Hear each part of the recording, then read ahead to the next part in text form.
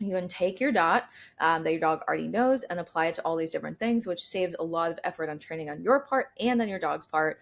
And it just makes it really, really easy to set your dog up for success. The dot itself is also really easy to transport. So they're small, they're flat. You can throw in a bag, you can throw in your pocket, in your training vest, in your training skirt.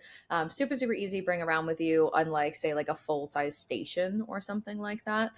Super easy to transport all around. Really, really easy to build value to. We're going to talk about how to build value to the dots first before kind of you jump into the content of the week. But they're really, really easy to build value for. Dogs, like, pretty quickly will be driven towards their dots and think the dot is a really good place to go. They're also easy to fade. It also makes it much easier to use in coursework.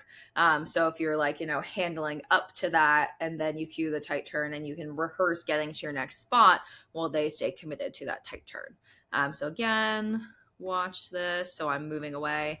See how as soon as he passes me, I'm leaving. I'm moving the other direction, a front cross. And he has to stay committed to that dot. Again, I'm going and rewarding him afterwards. Once you do it on coursework enough, you can intermittently reward, so you don't always reward every single time they go to the dot.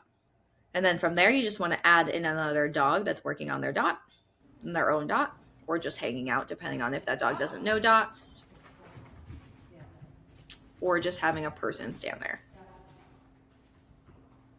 So again, you can swap that dog out for a person if you need to. And then essentially you're just going to do the exact same thing, but you're going to do it with the dog there or the live person there, whichever. And then when that's easy, you want to have the dog or the person start moving.